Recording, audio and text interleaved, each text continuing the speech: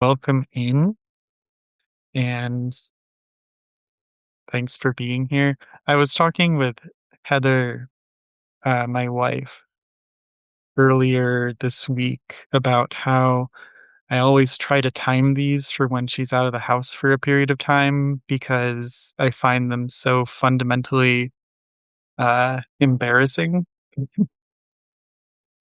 Just truly, truly embarrassing to sit here in front of a computer and read poems to it. But um,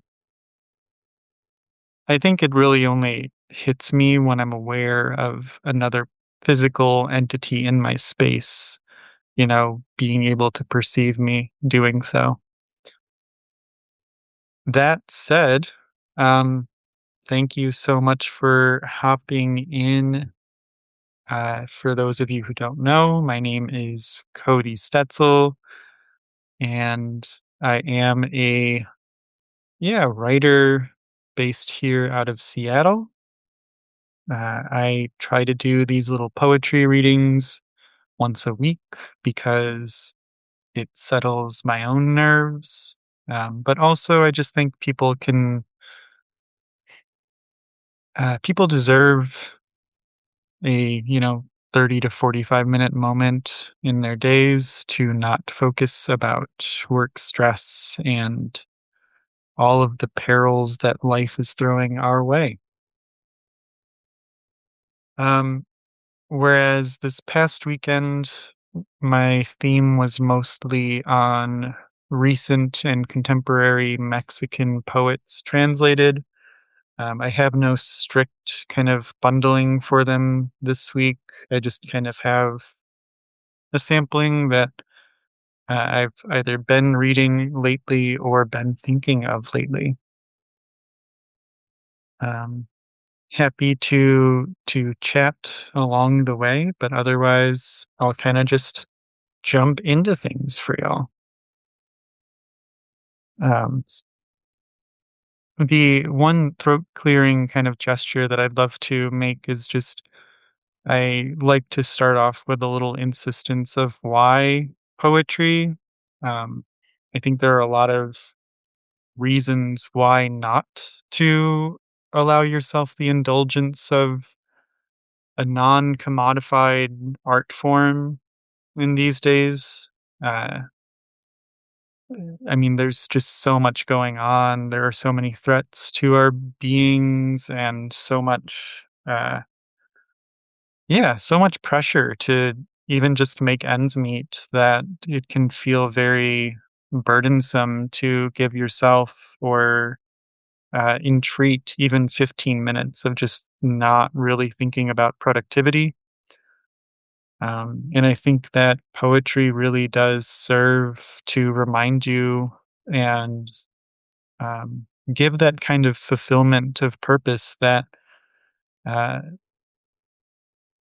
language is a shared connection between all of us. Therefore, the hyper individualized inferences of language that is a poem become these kind of revelatory moments of personality that we don't really have to try about. They can be as vulnerable or as rigid as you want them to be. They can be funny, they can be soothing, they can be sad. And there's no real judgment from the page. And so, in that way, it's very illuminatory uh, in a landscape where otherwise I think there's always a perceived or necessitating judgment on what it is you're doing at any given moment.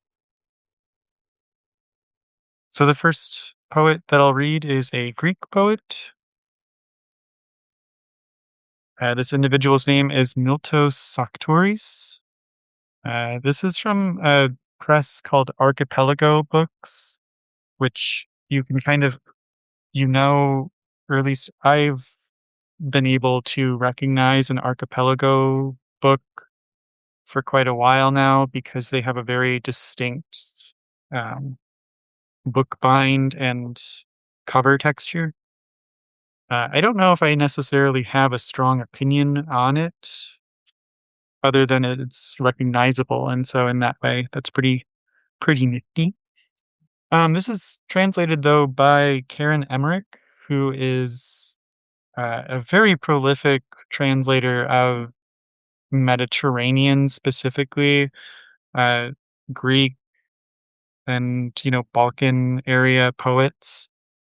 She's just very prolific, and I find her translations to be especially adept. So here's a few from this collection.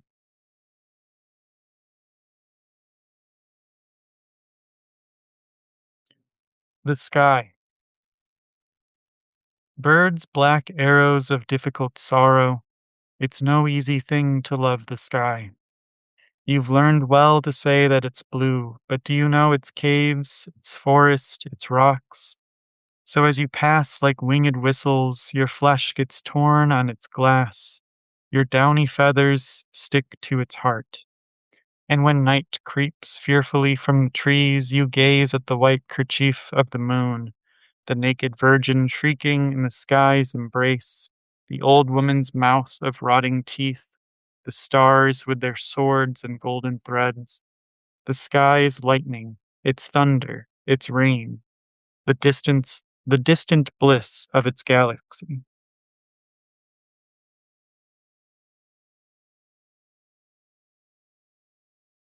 The metamorphosis. One day I will wake up a star, as you said. I will wash the blood from my hands and pluck the nails from my chest.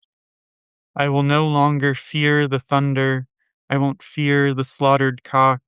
One day I will wake up a star, as you said, and you'll be a bird, perhaps even a peacock, and I will have become innocent.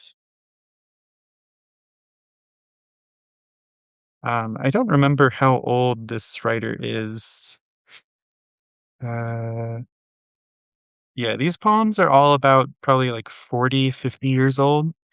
And he has that kind of, I mean, all throughout this book, there's a lot of bird imagery that I find to be really prevalent in that kind of like around the Mediterranean area of poetry. I've never been to like Greece or Italy or anywhere, but I have to imagine, just based on the poems, that there are um, kind of an omnipresent cacophony of birds out there because I find, yeah, uh, I know Palestinian poetry has a huge amount of bird imagery. I know most of the Grecian that I've read, Turkish, Italian. Yeah, it's touching.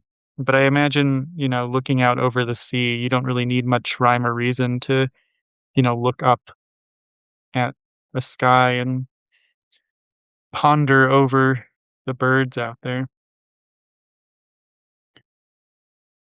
Stranger.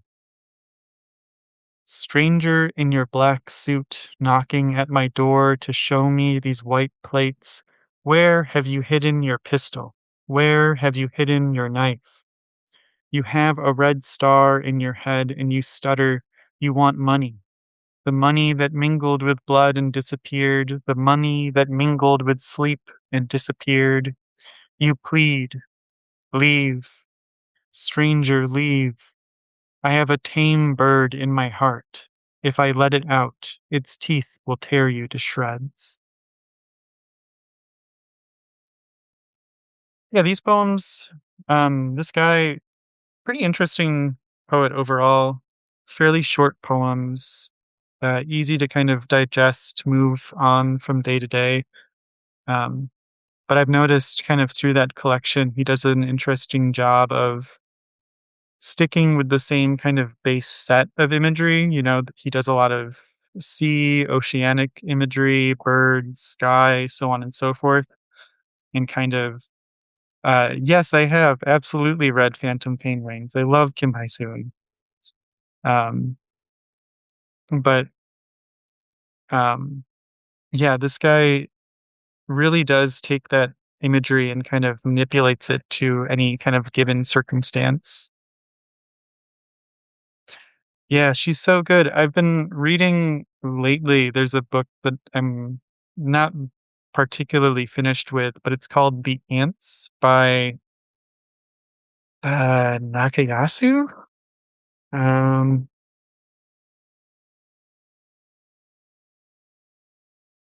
Sawako Nakayasu, The Ants.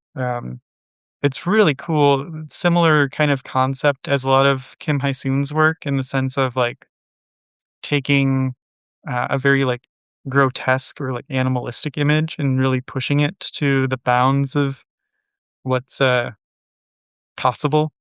Um, yeah. So Kim Hai-soon's been on my mind a lot lately too, but she's so good. Um, what are yeah, um, yeah.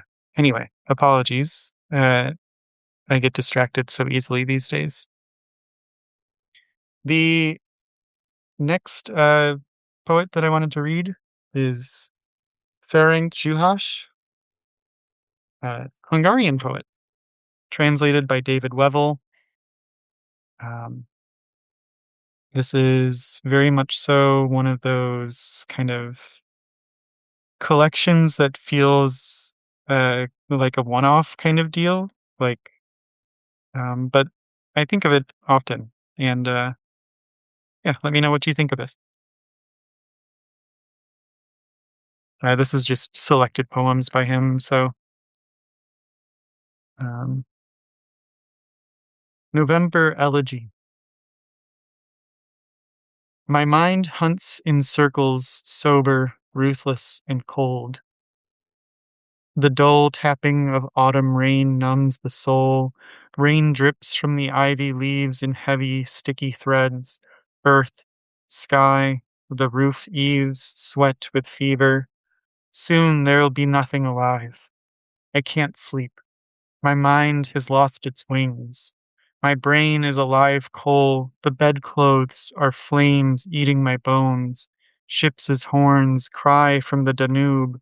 The light from the street is sick. It throws ghostly leaves on the wall and tricks the still, painted horses in my friend's picture. Whinnying, they dance from their frame. I put my arm around you. Your touch soothes me.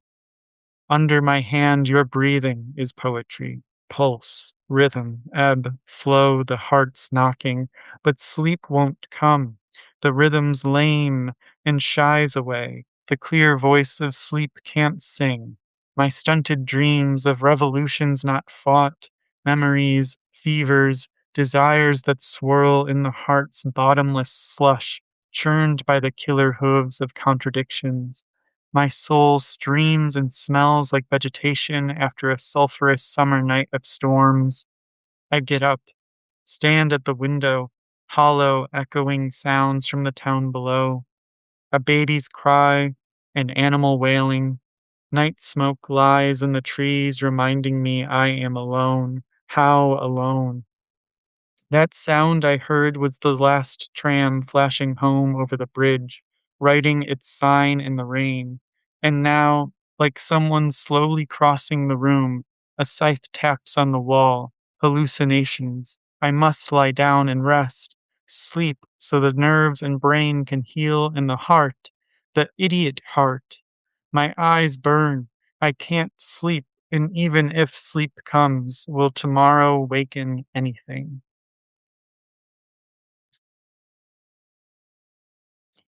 Really get it as someone who suffers from insomnia.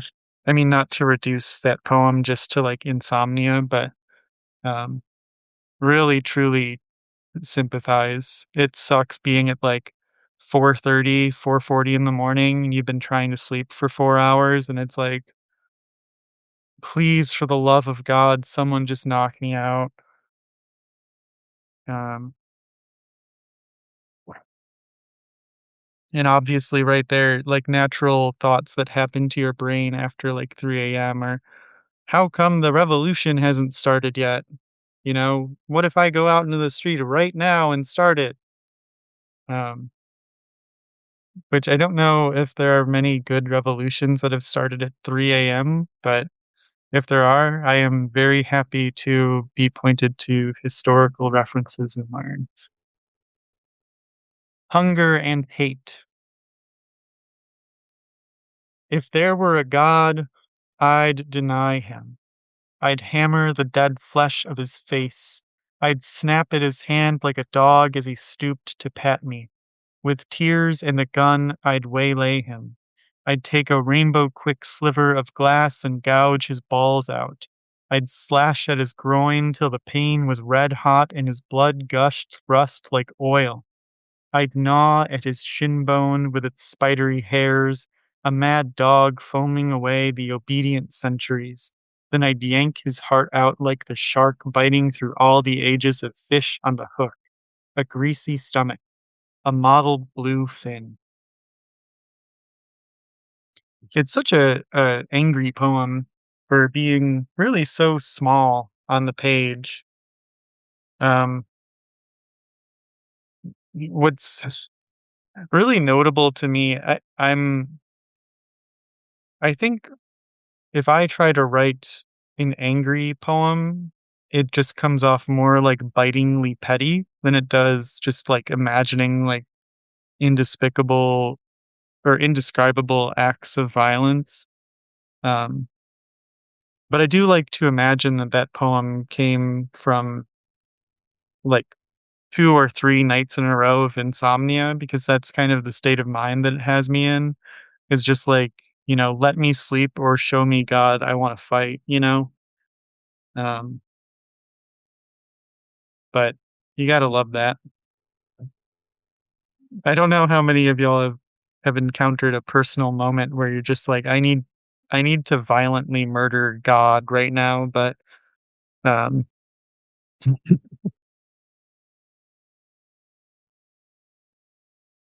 maybe there's just something the Hungarian waters out there. I'll be moving to a tried and true classic, uh, of Argentinian, poetry, Alejandra Pizarnik, who I think is a poet favorite among poets. She definitely had her moment in the popularity stream maybe, like, 5 years ago. I don't think she's, like, ebbed into, like, exile or, um irrelevancy, but I definitely don't hear her referenced as much these days. Perhaps that's just the community that I'm in. But it is noteworthy that, like, yeah, I feel like 2019, 2020 were certainly the years in which everyone was recommending a Pisarnik book to me, and I read them, and they were great. But it's the trends of poetry, I think, are always so interesting to play around with. She does a lot of prose poetry, which, if we're speaking to the overall theme of format in poetry, uh, I thought it was really interesting how David Weddell was able to translate Juhash with maintaining or perhaps inventing consonants of their own. Um, I think prose poetry is perhaps one of the most difficult things to translate simply because the allowance you can kind of find for yourself in terms of interpreting or intentionally misinterpreting a line or a sentence is much slimmer because there are fewer breaks between words.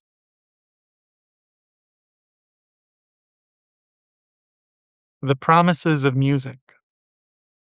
Behind the white wall, the variations of a rainbow.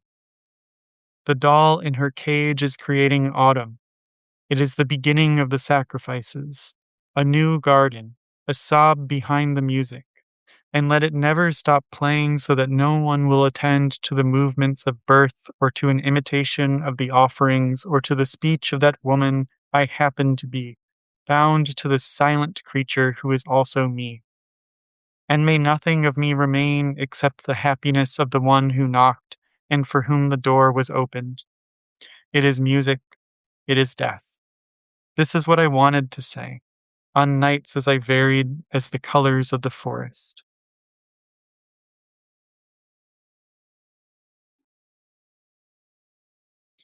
Continuity, not naming things by their names. Things have barbed edges, lush vegetation. But who is speaking in this room full of eyes? Who gnaws with a mouth made of paper? Names that come up, shadows with masks. Cure me of this void, I said. The light loved itself in this darkness of mine. I knew that there was absence when I found myself saying, "It is I." Cure me, I said.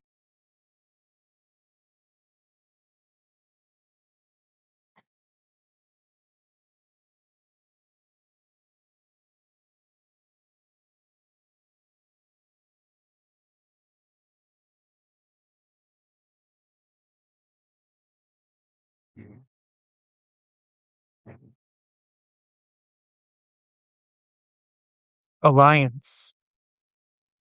She abandons herself to a truce from the night. Everything inside her is making love. Alliance between the contemplated and the contemplation. Happiness of transgression, the lure of vivid reference points, of total reality perceived in a moment that is all moments. She abandons herself to an excessive way of thinking and to a spell for a defined space, a place that functions as a call to something. It's like asking me for the moon. I tell myself, if someone is asking for the moon, it's because they need it. But if, let's say, I take them the moon, they'll say something that won't sound good at all. Besides, there's the other thing. The other thing. If I died right here and now, how happy I would be if I died. So yeah, this is all by Alejandro Pizarnik from the selected collection Extracting the Stones of Madness, translated by Yvette Siegert.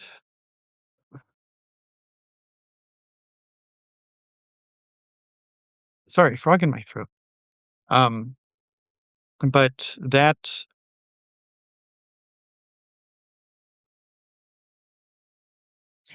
was the, I think, first collection by her that I read. And I think the themes in Pizarnik that people really latch onto and that they love is an unabashed freedom to go into that like existential metaphysics of like who am I in relation to myself? Who am I in relation to the expectations that I have of myself? Where are those expectations born? Uh, how do they align with my more ethereal desires? And how do these ethereal desires get born? Do I find something in a shop window that I desire and covet? Or is it even deeper and there's just a psychological preference for things that are of the color blue today?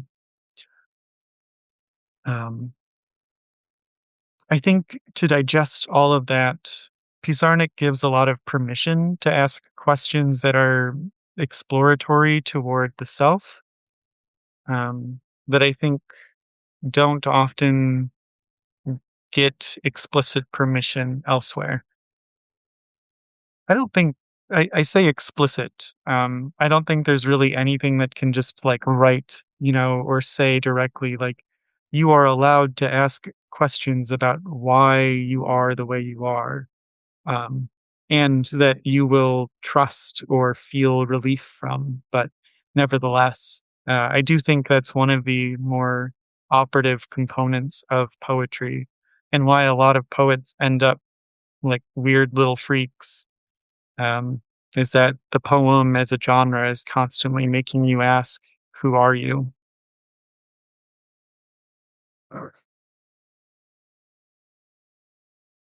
Um, Allie, I see that you joined, so I'm going to read the book you actually gave me. Uh, it's just poems by this writer named Malcolm de Chazal, translated by Sarah Nicholson. They're very short poems. They're, I think, French, and they're weirdo little things. I need to be selective with what I read because I feel like platforms are going to um, try to censor some of this, but I'll find some selections.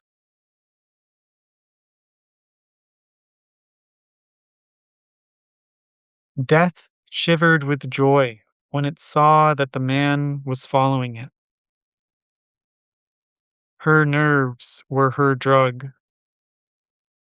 The interrupted laugh coughed. When the eye stays home, the mouth is a nomad.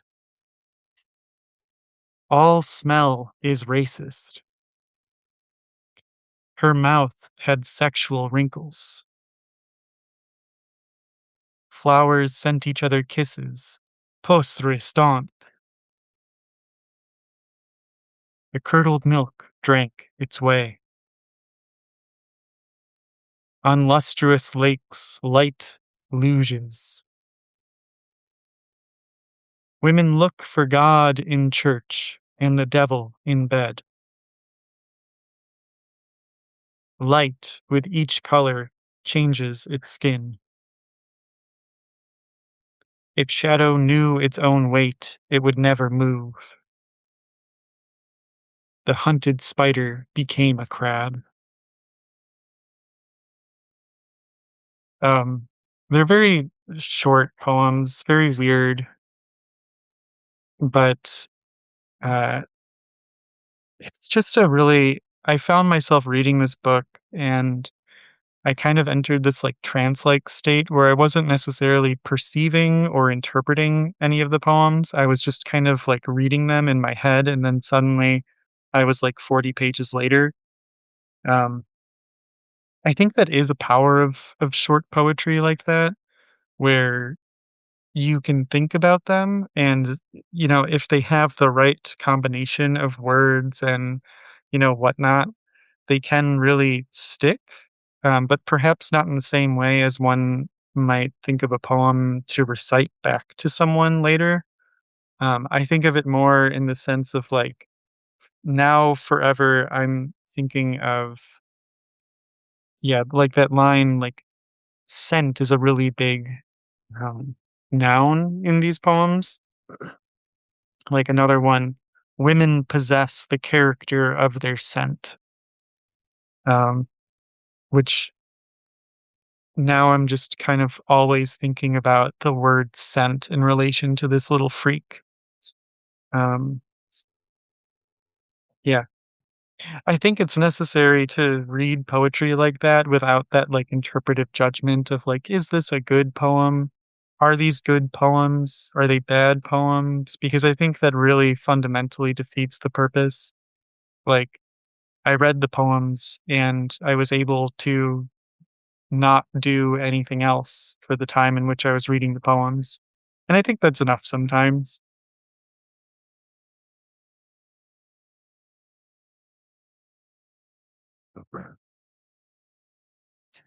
Um, Now I'm kind of just going to go through some books that I've read recently and really enjoyed and just kind of share.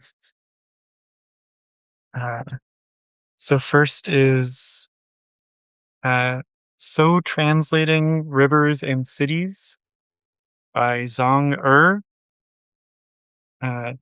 It's collection translated from the Chinese by Bob Holman, Arpine Kunyalian Grenier, Timothy Liu, Bill Ransom, Susan M. Schultz, and Leonard Schwartz. Very rare to find a book with 6 named translators on it. Um, that is not like 400 plus pages.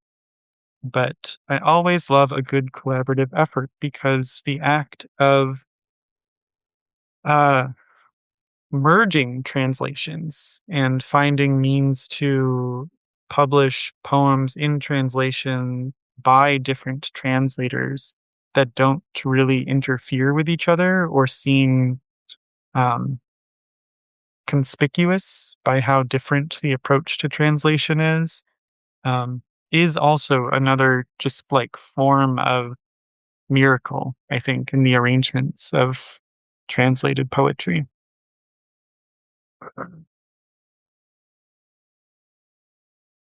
Rain Wiper.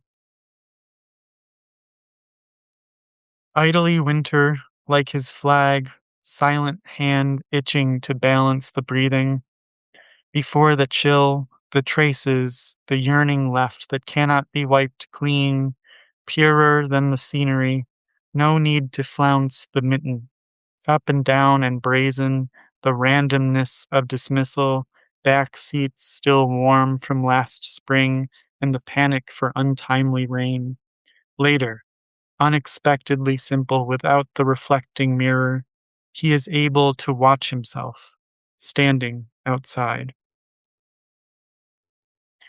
One of those poems that, like, this person was just watching one of those people who was like cleaning glass or cleaning windows and just was just so struck by the image of, wow, when they do a really good job cleaning these windows, they make a mirror. It must be weird to spend so much of your day creating a surface that can reflect yourself.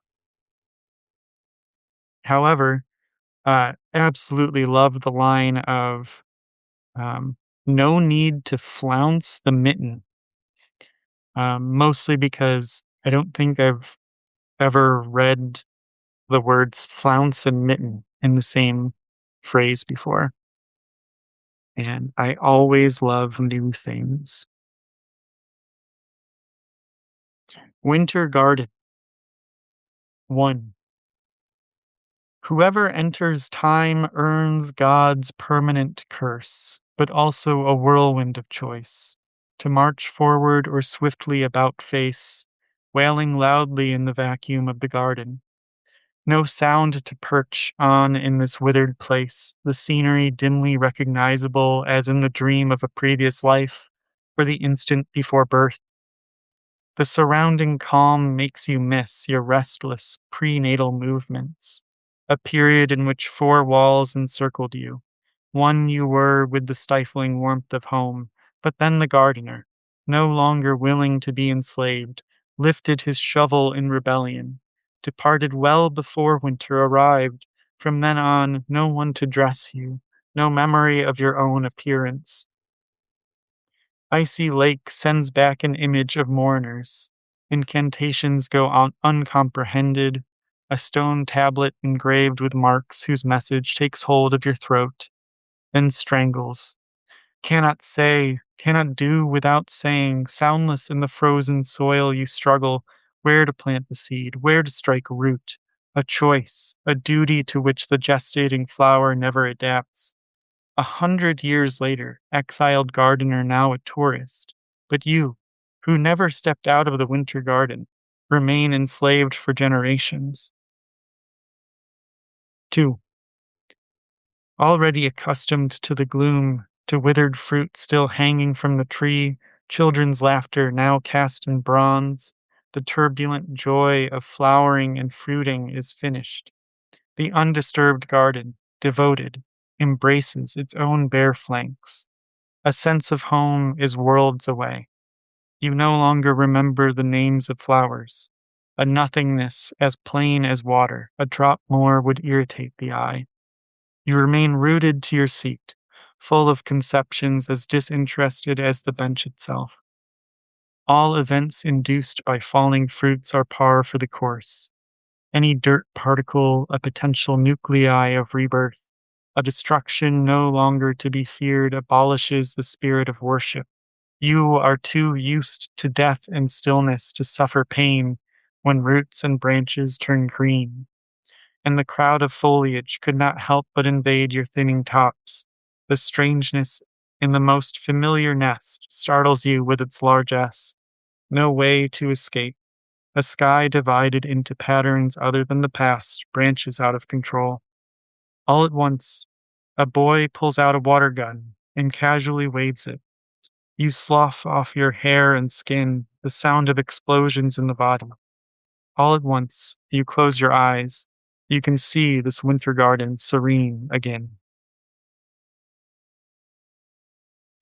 So yeah, Zhang Er. Um, what I like about what was really noteworthy to me about this poet was that um, they approached poetry in much the same way as like a landscape painter approaches a subject.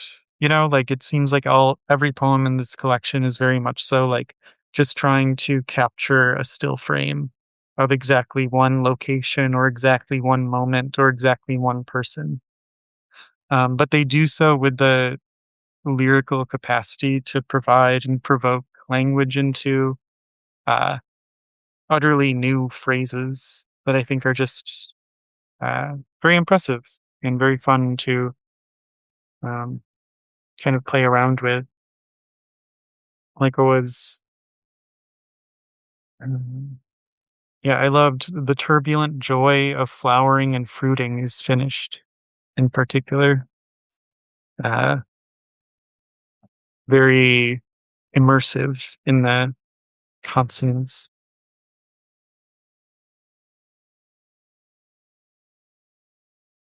Uh, I'm just going to be reading from two more collections and then I'll be taking my leave. This is Vilarino. She's Uruguayan, and this is translated from Spanish by Maria Jose Zubieta. It's just titled No, which is a very easy title to pronounce. Hello and welcome in. These poems are not particularly titled, they just are a sequence. So it's just numbered throughout the book from 1 to 58. Yeah, and also very short poems. I don't know what it says that lately I've only really been reading very, very short poems. Thank you so much for being here. I hope you enjoyed, but I think it's more of that. I just don't really have the stomach for much longer than a page or two lately.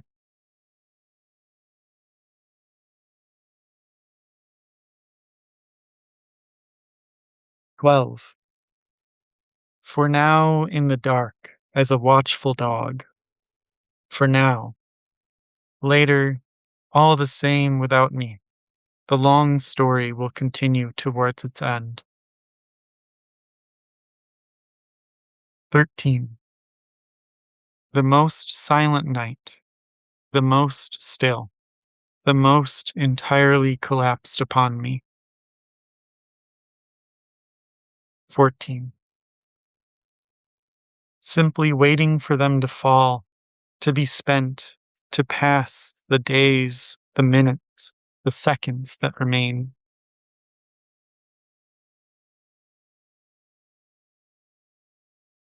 35. I, I want, I do not want, I endure, I forget myself, I say no, I deny, I say it will be useless, I abandon, I desist, I would like to die. I, I, I, I. What is that? 36. The doors closed soundlessly. They closed, the trumpets sounded, or merely a horn blast, and we were left outside, scratching weakly, giving feeble taps with fragile, sore nails.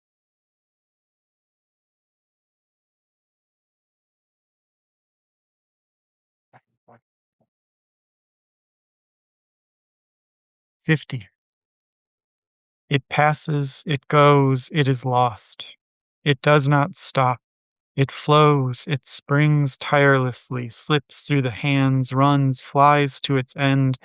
It glides, it wanes, it is annihilated, it is extinguished, it is undone, it ends. 51. Epitaph. To not abuse words, to not pay them undue attention. The simple fact was that it was finished. Was I finished? A force, an honest passion and a desire, a vulgar desire, to go on. It was simply that.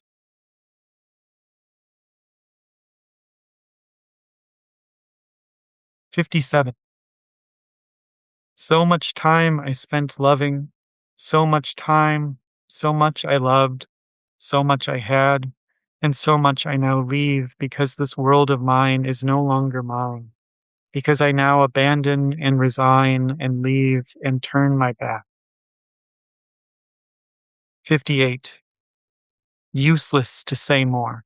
To name is enough. Idea Villarino, translated by Maria Jose Zubieta. Um,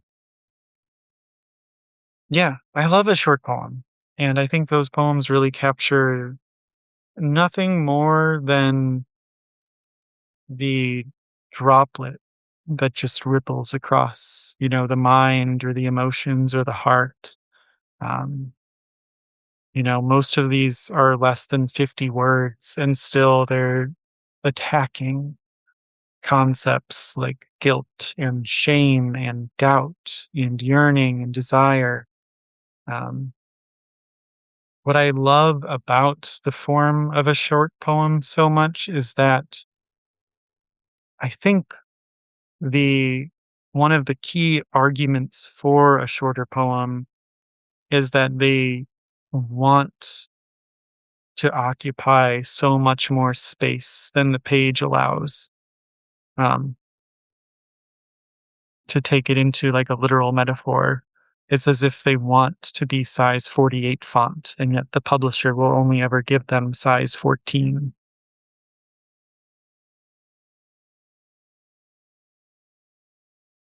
That all said, um, I'm going to close out with this book.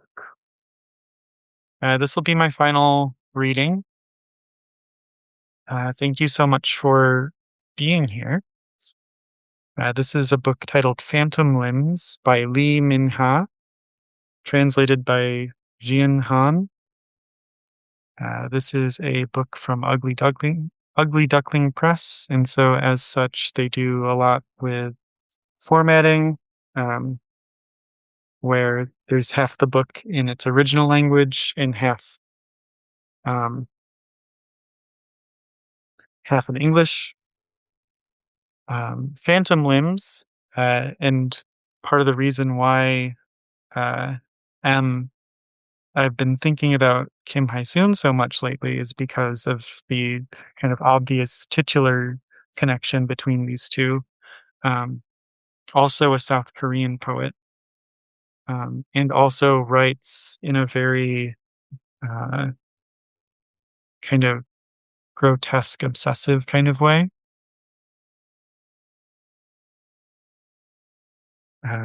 But I love this book a lot, and I'll read some for y'all, especially because I sent Allie a poem from this collection. And I didn't get a thumbs up or thumbs down, so I'm just gonna force the thumbs up now. Mirror game. 1. Why don't you wedge yourself between the mirror and the glass pane? Sunlight rolls like a hard-boiled egg outside the window.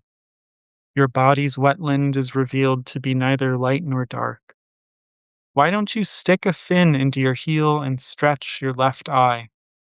Ripples roll across the mirror. Why don't you push your right eye deeper and deeper and deeper into the mirror's quivering flesh? Why don't you shove your two eyes into the mirror and gasp out your gills?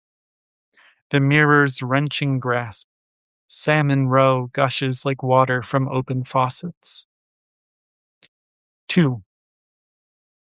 Go ahead and push your whole body into the lukewarm mirror. 9 drawers open out from your sack of flesh, and from each one opens 9 smaller drawers that rattle. Flip over and lie on your stomach. From your armpits, 54 rusty guitar strings grow out and twang. They'll pick the ears. Cut off your ears and place them in a drawer before gently closing it. The drawers will start jiggling again. Out of a drawer, a canary's head peeks out halfway. You can shut it as fast as you can, but the stench won't fade. The odor will sting your eyes. Open the drawer bulging with erasers. Why don't you feed it your 2 eyes? 3. Why don't you use your right hand to stretch out your left arm and escape the mirror? Why don't you use your longer left arm to climb up the wall and stop the clock's hands? When you climb down, you'll find Mother grown into a palm tree. Plum-colored sex organs dangle from every branch. You'll pluck an oozy one and bite in. You'll drop it. A plum-colored sunset tumbles down to your window. See how it's squashed under the wheels of racing cars. See how Salmon Row surges like water from fountains. See how it endlessly climbs up the outer wall. Why don't you draw the black curtain and dive back into the mirror? Why don't you climb the wall with your right hand and wind the clock? Go back and lie inside the mirror. The drawers are all falling deep into sleep. Can you see the mirror's torn flesh closing up as it devours you?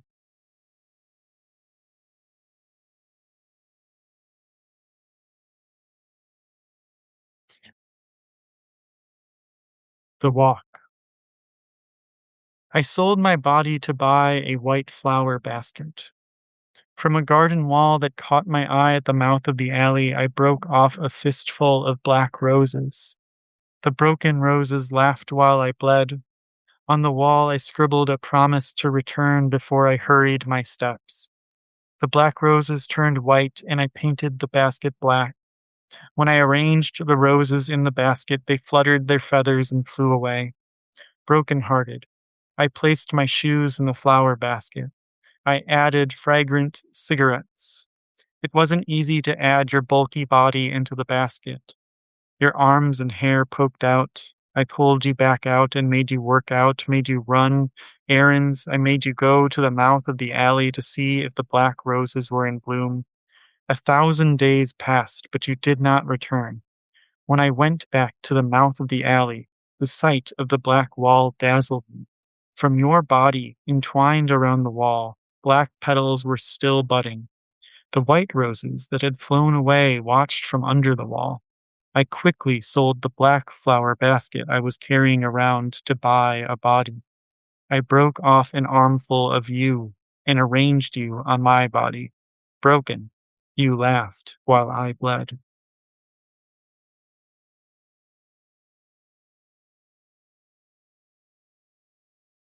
I don't exactly know what's going on in South Korea. Um,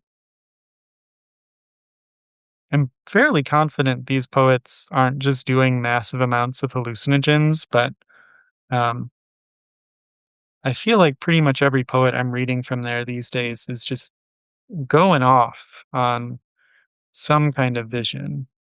Um, and I fully support it. This is not a hater comment. I don't really need to understand where these poems are coming from.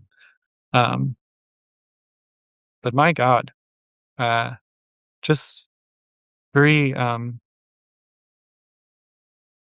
think they really understand the point of an image is to make it stick in your head for weeks and weeks. And so I've been thinking of the image of like feeding your eyes to a mirror and taking your right hand onto your left arm to try and stretch it through. It's just so beautifully direct and purposeful in terms of the image, and yet um, I understand so little of it. So I think that's fun. And I think that's a good place to end. Um, to note that sometimes you can enjoy a poem, you can find it perfectly fun, and understand absolutely no part of it. Because understanding and meaning are not always the point of art. Thank you so much for deciding to come along for some poems today. I hope you all enjoyed it. If you do, there are, I mean, I'm going to continue doing these for as long as I really want to. It really just depends on a matter of self impetus more than anything, as well as time. If you do feel like uh, supporting me, you're absolutely welcome to, but that's never necessary nor encouraged. Um, Otherwise, just read some more poetry, and I hope you have a good rest of your weeks. I'll be in touch again soon, and feel free to reach out if you have any thoughts, questions, or requests um, for poetry in the future. Thank you so much once more, and take care.